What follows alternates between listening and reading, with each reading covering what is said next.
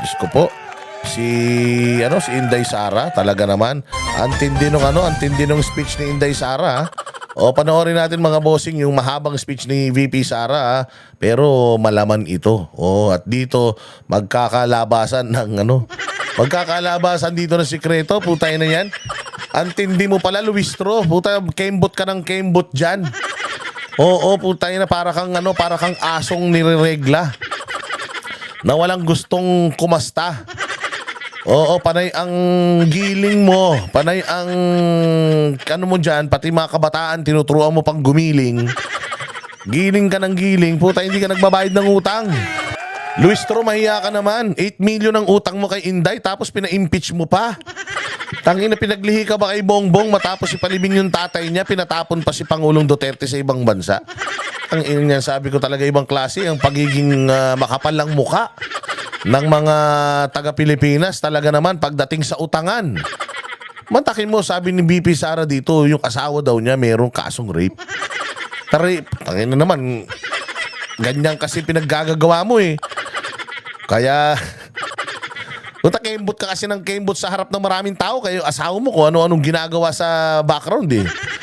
So nagkaroon daw ng kaso ng rape daw tapos naging abogado si Man Scarpio. Putangin ng yan. Ang dami-dami yung pera, congressman kayo. Namimigay ka ng pera sa taong bayan, utang mo, hindi mo mabayaran. Tangin na yan, para kayong kapitbahay namin, may utang sa akin, tapos araw-araw nasa samgyupsalan, pag siningil mo, putang ina, wala daw makain. O, yun sa kakilala ko na may utang sa akin, magbayad ka. O, Jay Guevara, laki na ng utang mo.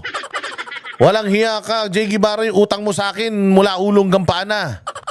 Ang pugi-pogi mo na, yung utang mo hindi pa binabayaran.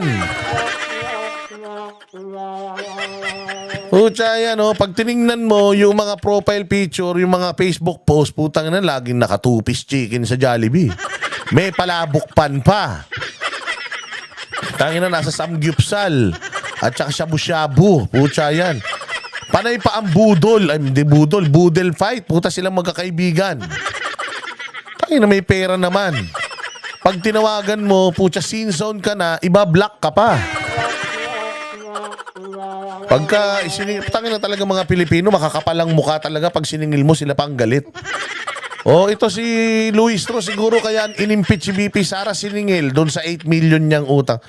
Na 8 million, mandarambong ka. Ginamit mo na, ayaw mo pang bayaran. Yung pera ng taong bayan, di naman sa'yo, ginagastos mo. Ayop kayo. Pakinggan natin itong ni Inday Sara. Duterte! Duterte! Mga kababayan, Assalamualaikum warahmatullahi wabarakatuh. Madayaw ug maayong gabi kaninyong tanan. Magandang gabi sa inyong lahat. Una na sa lahat, ialay natin ang pasasalamat sa Diyos para sa araw na ito. Pangalawang pagpapasalamat ay sa inyong lahat na nasa ilalim ng ulan, gutom, walang ayuda,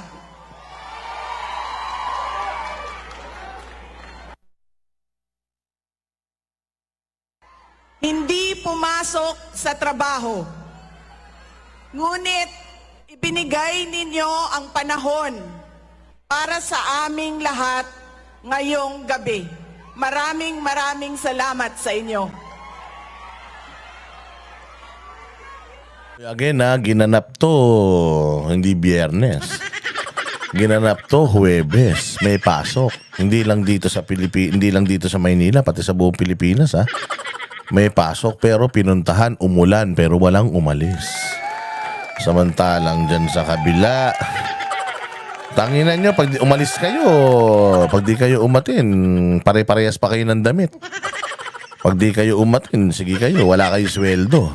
Ang susunod na pagpapasalamat ay sa PDP dahil binigyan nila ako ng pagkakataon sa rally nila ngayon. Maraming salamat sa inyo. Ang sunod na pagpapasalamat ay mula kay Pangulong Rodrigo Duterte. Sa inyong pagmamahal, sa inyong patuloy na suporta at pagdarasal na siya ay maibalik dito sa ating bayan. Maraming salamat. Ang susunod na pagpapasalamat ay mula sa akin sa patuloy ninyo na suporta sa akin at sa aking mga kasamahan sa opisina ng Pangalawang Pangulo. Maraming salamat. At ang huling pagpapasalamat ay mula sa akin. Dako kaayo ang amuang utang nga kabubuton kaninyong tanan. Sa Yun, ang putya meron sila. Utang kabubuton. Sa mga Bisaya, sobrang importante niyan. What is utang kabubuton? In Tagalog, utang na loob. Mayroon yan. Tumatanaw ang mga Duterte ng utang na loob sa ating mga Pilipino na nagbigay ng opportunity para sa kanila ay makatulong. Utang kabubuton, yun lang. Sabi ko nga sa inyo, utang na loob. Yan ang trait ng isang Pilipino. Kapag ka ang isang tao wala niyan, walang utang na loob, putang ina Satanas yan. Demonyo yan. Kapag ang isang tao wala kang utang na loob, demonyo ka. O tingnan mo, si Pangulong Marcos, si Pastor Apollo Kibuloy, ang laki ng naitulong ni Pastor Apollo Kibuloy. Panay ang punta niyan sa Kingdom of Jesus Christ. Kada tumatakbo yan, nanghihingi ng basbas. Yang hayop na yan, kulang na lang pati brief ni Pastor. Iuwi niya para lang dasalan niya, para lang manalo siya at maasay. Ano yan, kaibigan yan. Lahat, helicopter, bus, istasyon, pinagamit ni Pastor Kibuloy para manalo yan ng presidente. Ang laki ng ginastos ni Pastor Apollo Kibuloy. Ang ganda ng presidential debate ng SMNI. Para yun sa kanya. Ang pinakamagandang presidential debate ng SMNI format para lang si Bongbong Marcos hindi magmukhang tanga. Sa media, yung ibang mainstream media, pangit ng format nila. Sa SMNI, sobrang ganda. Gumastos ng 100 plus million. Ang SMNI para lang sa'yo, Bongbong. Para lang sa'yo, hayop ka. Tapos anong nangyari? Anong nangyari, putang ina, ikaw pa ang nagsimulang magpatrabaho kay Pastor Kibuloy. Wala kang utang na loob, buwisit ka. Si Boying Rimulya, ganyan din.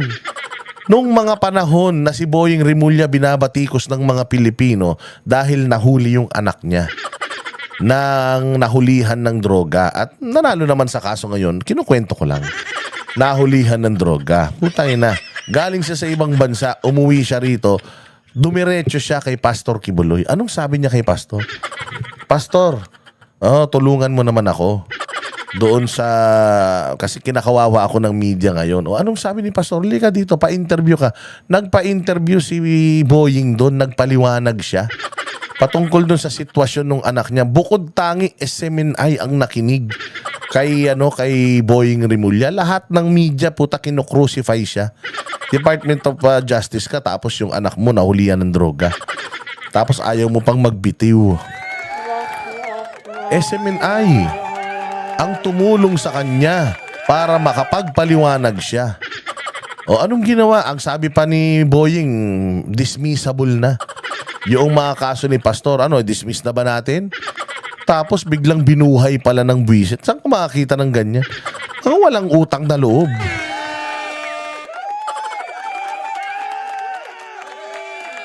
Lahat ng mga politiko, lahat yan lumalapit kay Pastor Kibuloy. Kung gaano sila lumalapit sa INC para magpa-endorso, ganun din sila kay Pastor Kibuloy.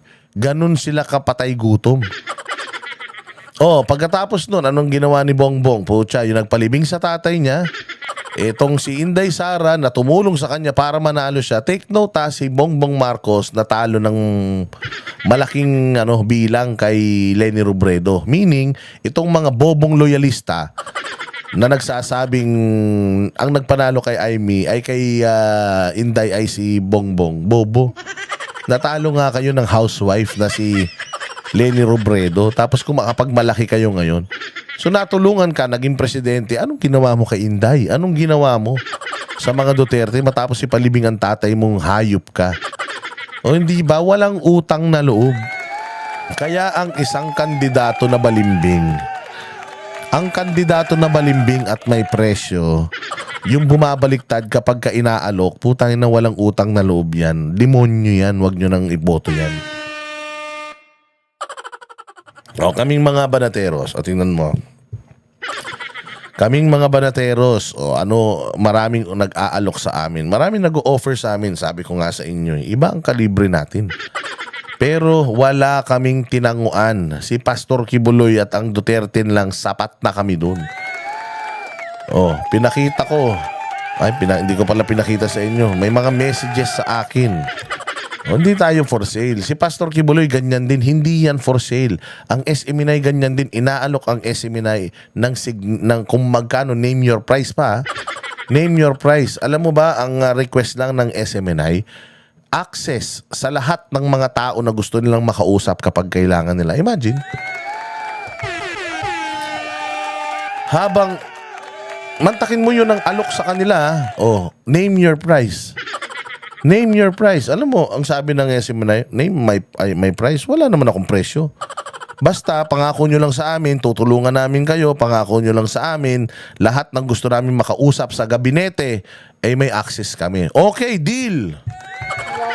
O imagine niyo kung anong in-offer sa ibang ano. Kung sa SMNI may ganyan na offer, kung anong offer sa ibang istasyon. Mukhang pera mga yan, business yan eh. Ang SMNI hindi business, ang SMNI paghahatid ng totoong balita. So binibili ang SMNI, hindi nagpabili yan. Bakit? Kasi, putya, para ka dapat sa bayan eh. Ang utang mo sa bayan at sa Diyos. Dapat tumatanong ka ng utang na loob sa bayan at sa Diyos. Ganon ang mga Duterte. Tumatanong ng utang na loob. Utang kabubuton, hayop. Yun ang wala. Kaya nga sabi ko, napakamalas. Baka mamaya, Ilocano si Bongbong. Isipin nila, lahat ng Ilocano walang utang na loob. Hindi tumatanong ako ng utang na loob. Ilocano ko eh. Hindi kami katulad ni Bongbong. Utang ina. Wala nang utak, wala pang utang na loob, wala pang kaluluwa. Sabi ko nga sa inyo, pag yan namatay, pumunta ng impyerno yan. Baka pati si Satanas ipa-impeach ng mga yan. Oportunidad na ginahatag ninyo kanamo nga makaserbisyo sa atuang nasod. Daghan salamat. Ang pwesto na kinatatayuan ko ay hindi para sa akin. Ito ay para sa Pangulong Rodrigo Duterte.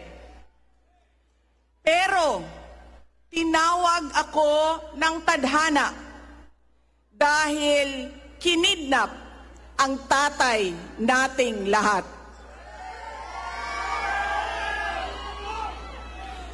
Sa pagkakataong ito, nakatayo ako sa entablado at humaharap sa inyo, hindi bilang kandidato.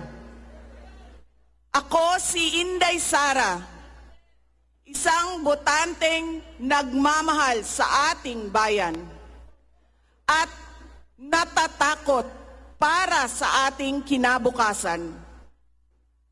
Mga kaigsuunan ko, iniibig ko ang Pilipinas. Iniibig ko kayong mga Pilipino.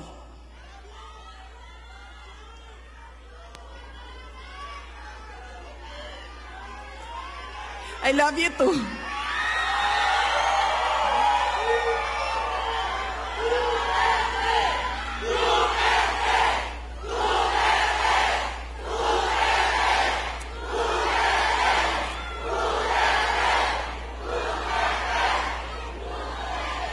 This election will decide the future of our country. Ang boto ninyo ang magbibigay katiyakan kung maituloy ang pagbabago o tuloy-tuloy na lang tayo sa kapahamakan? Filipinos deserve better.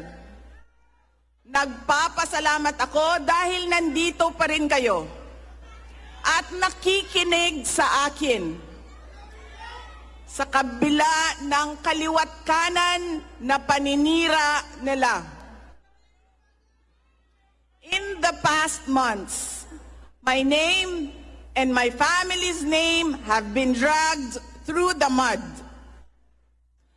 I have repeatedly said it before, and I will say it again now. I am not the problem of this country.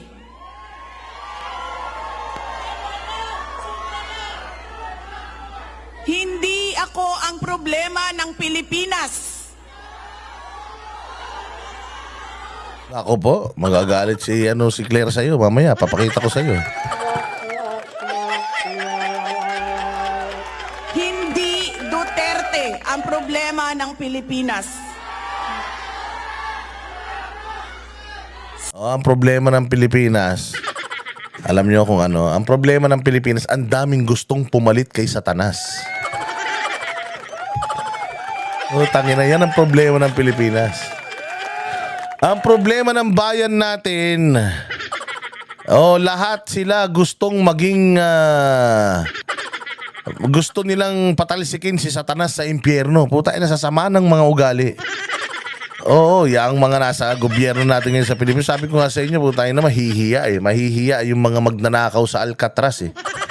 At saka dyan sa Bilibid eh. Pag nakita itong mga to, putangin na talagang hari na sindikato itong mga kupal na ito eh. Ang kakapal ng mga muka, sabi ko nga sa'yo, pag nagnakaw to, putangin na talagang kahit nakatingin ka eh. Puti pa yung pusa pag kumuha ng isda sa lamesa. Tayo na inaantay pag walang nakatingin. Puta, itong mga to, kahit nakatingin ka, gising ka, ninanakawang ka. Ganyan kahayop ang mga yan. Tapos gusto nyo iboto yung mga yan. Ay, bahala kayo sa buhay ninyo. Sino nga ba ang tunay na makikinabang kung tuluyan ng burahin sa mundo ang pamilyang Duterte? Hindi ang mga Pilipino. Lalo nang hindi makikinabang ang mga biktima sa krimen. Mga walang trabaho, mga naghihirap, o maging ang mga nagugutom. What we are witnessing is a systematic demolition job against political opponents that once dared to put the country first, even if it meant going against the most powerful interests in our homeland.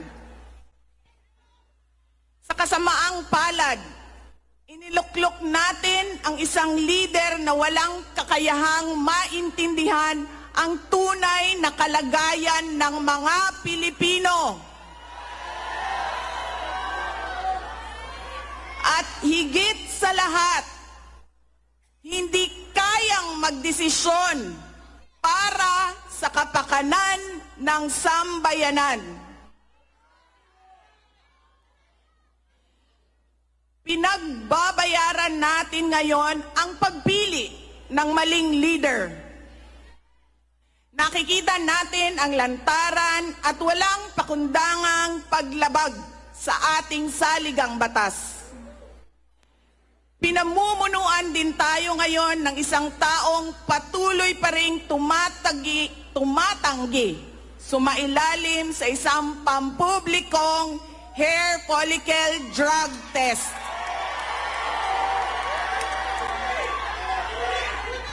At nagsinungaling sa 20 pesos ang bigas. Yan ang problema. Yan ang problema.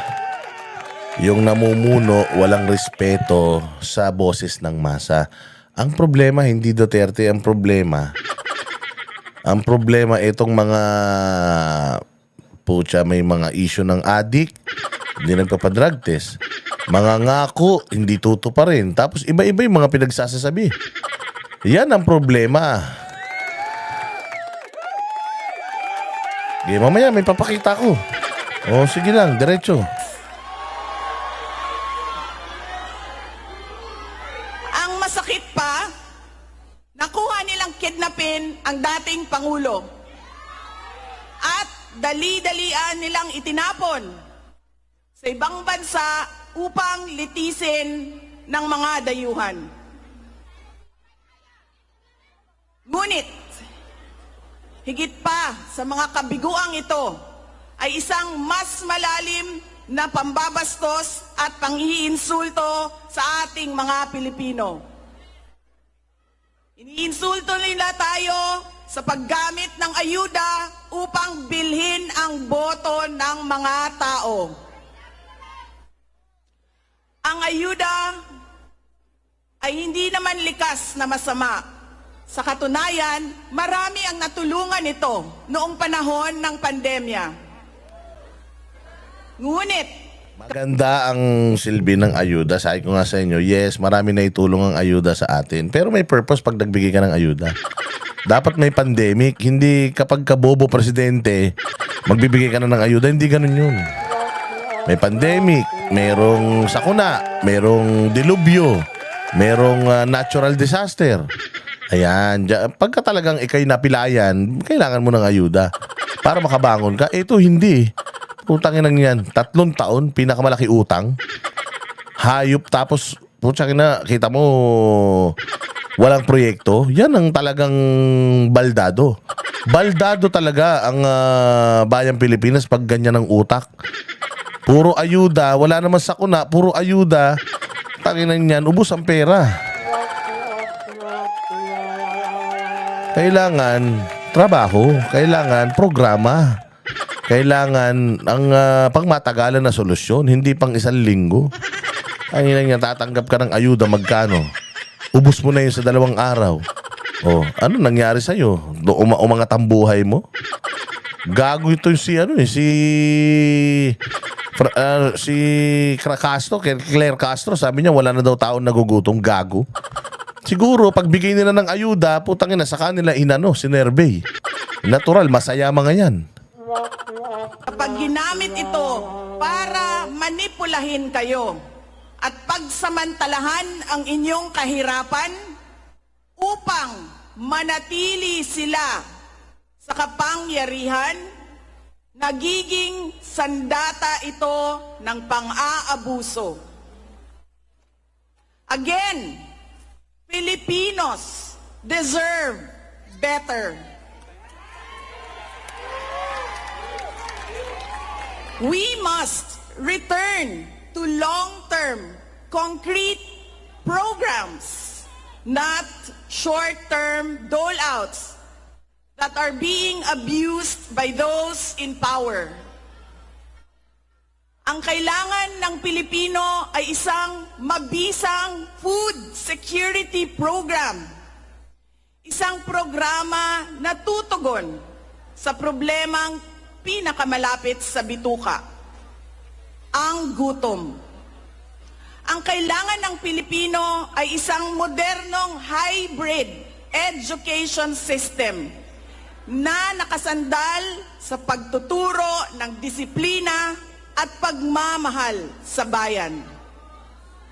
Ang kailangan ng Pilipino ay isang tunay na universal healthcare system na tutugon araw-araw sa lahat ng health centers at hospitals at hindi lamang sa mga supporters ng politiko. Ang kailangan ng Pilipino ay matibay na infrastruktura. Let us build into the future. Ang kailangan ng Pilipino ay oportunidad sa hanap buhay at trabaho dito sa loob ng ating bayan. Masakit sa kalooban nating lahat ang kalagayan ng maraming nating OFWs na malayo sa kanilang mga mahal sa buhay. At higit sa lahat, ang kailangan ng Pilipino ay peace and order. Kailangan nating ganap na puksain ang kriminalidad, illegal na droga, terorismo, at insurgency. Yan ang nagbalik sa bayang Pilipinas. Yan po yung mga sinulusyonan ni Pastor Quiboloy at saka ni Pangulong Rodrigo Duterte.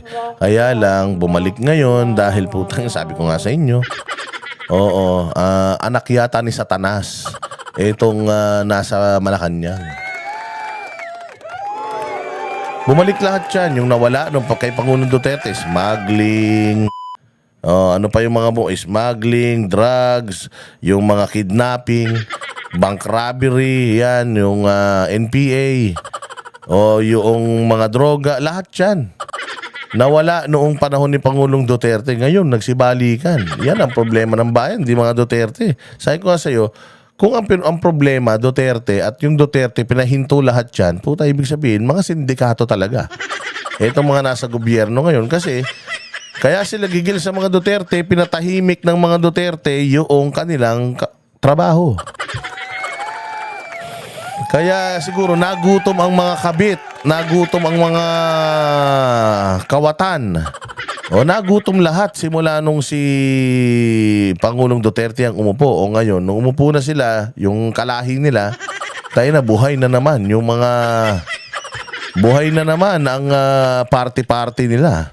Sa pamamagitan ng makatotohanang non-partisan Philippine National Police na suportado ng ating sandatahang lakas. Kinahanglan undangon nato ang batasan sa pagpili sa mga kandidato nga gikan sa political dynasty. Kining mga sikat nga apelido nga magsayaw-sayaw ra og magkanta sa atubangan. Igo ra magpakatok. Undangon ang mga party list na gipanag-iya sa mga dato. Undangon ang mali na pagpili sa atong mga opisyales. Undangon ang budol o pagpamakak. Kailangan natin mag-vote straight sa mga taong magtutuloy ng nasimulan ni Pangulong Duterte. Idiretso natin ang boto. Number 38, Rodante Marcoleta. Number 10, Jimmy Bondoc. Number 56 sa balota, Attorney Vic Rodriguez. Number 22, Bato de la Rosa. Number 28, Bongo. Number 53, Apollo Kibuloy. Number 34, Raul Lambino. Number 30, J.V. Hinlo. Number 58, Philip Ipe Salvador. At Ito na. Oo, meron siyang dalawang kandidatong isisingit dito. Okay lang. Ako, dahil si Camille Villar, tinulungan si Pastor Quiboloy ngayon. Kasama daw si Pastor Quiboloy sa sample ballot ni Camille Villar. Palakpakan natin. Anything that can help Pastor Apollo Quiboloy win this election, okay ako dyan.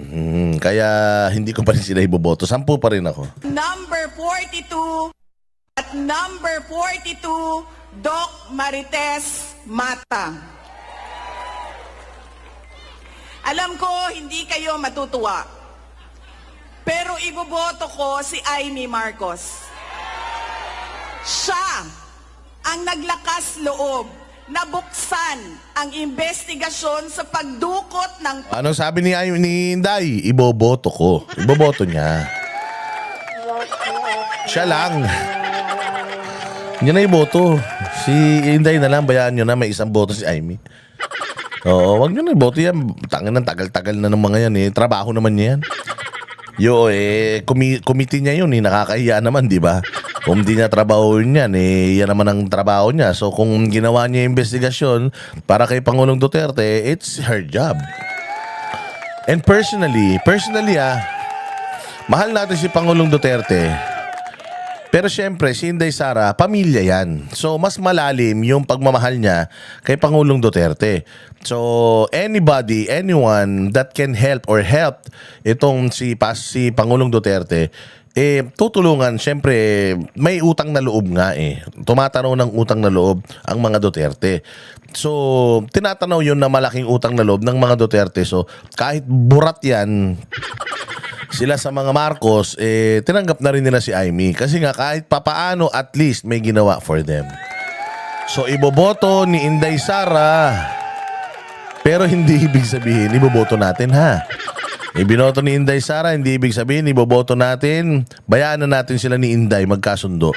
O, mahal din natin si Pangulong Duterte, pero mas nananaig sa atin ang galit. Kaya hindi natin kailanman bibigyan ng another chance ang kahit sinong Marcos na tatakbo sa national government. Kahit sino, kahit apo. Kahit apo ng apo. Basta Marcos. Basta Marcos, salot yan. Pamahalaan ng isang Pilipino dito sa bayan para ihatid sa mga dayuhan.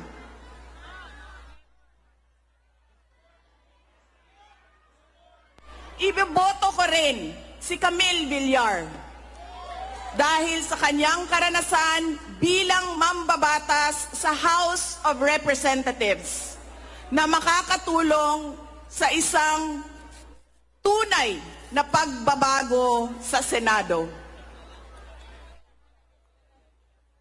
Hindi ako mapapagod na sabihin ito.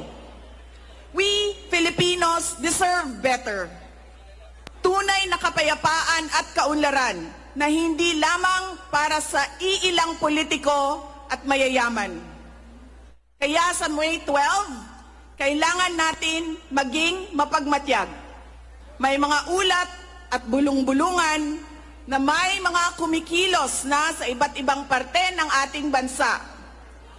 Mga babala na maaaring nagsisimula na ang malawakang dayaan. Ngayon pa lang, nagsisimula na yung dayaan. Nagbabayaran na, ngayon pa lang.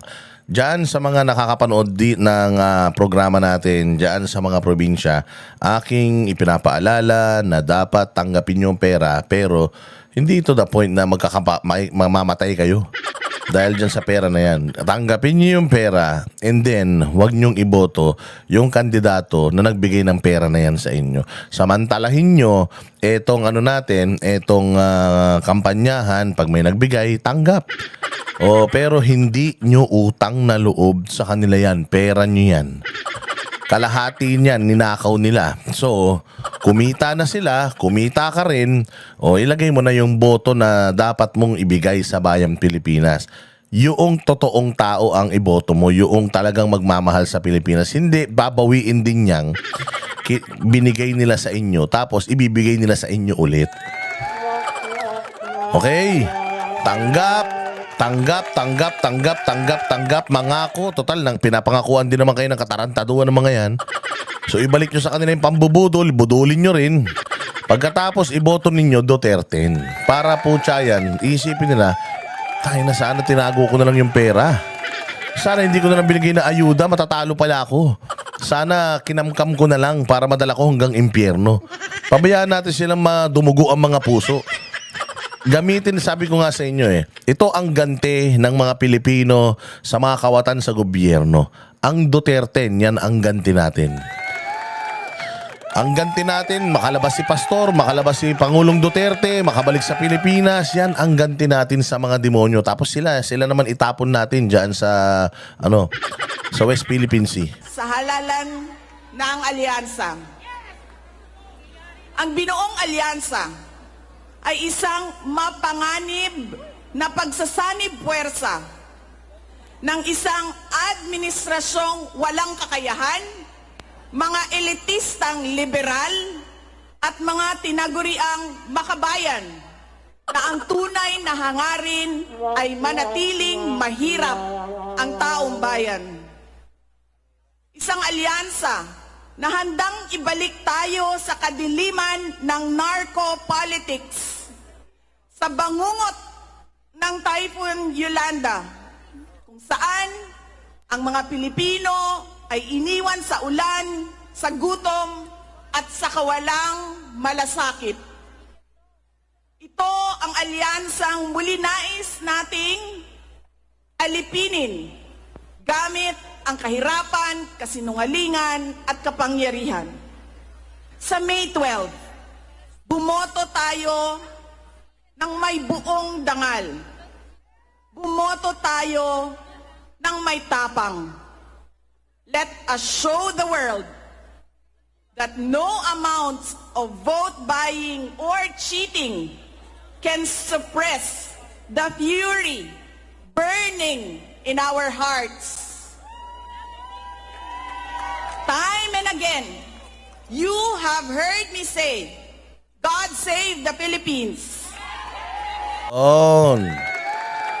Hindi ko na sinama dyan yung kanyang kwento tungkol kay Luis Tro na may utang daw sa kanya. Pero yun nga, narinig nyo na rin naman yun. Grabe ka Luis Tro, kapal-kapal ng mukha mo. Kembot ka ng kembot, di ka nagbabayad ng utang mo. Kami ang boses ng masa, hindi natatakot. Katotohanan lang, di kami nalulunod. Walang bahid ng sismis, lahat ay totoo. Kahit sino ka pa, pag mali ka babanatan ka. Walang pinipili kulay, wala kaming kinikilingan. Basta para sa bayan, kami lalaban. Pag tama palakpakan, pag mali banatan. Di matitinag, di matatakot, para sa bayan tuloy ang sigaw. Sa harap ng kamera, walang halong takot.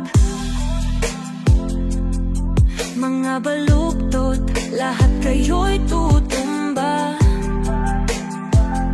Ang hustisya at totoo, yun lang ang mahalaga. Kahit sinong harang, di kami matitinag. Walang pinipiling kulay, wala kaming kinikilingan. Basta para sa bayan, kami lalaban. Pag tama palakpakan, pag mali banatan. Di matitinag, di matatakot, para sa bayan tuloy ang sigaw.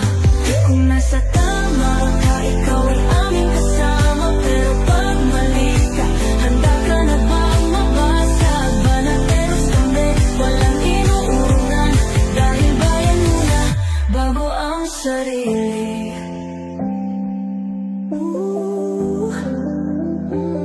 Bago ang sarili.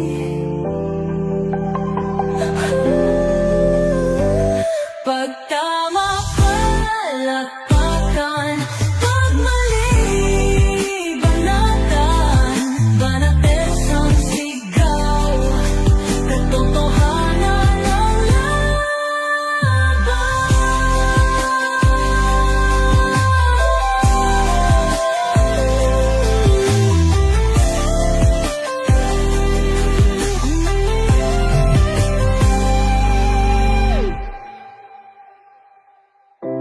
sa harap ng kamera,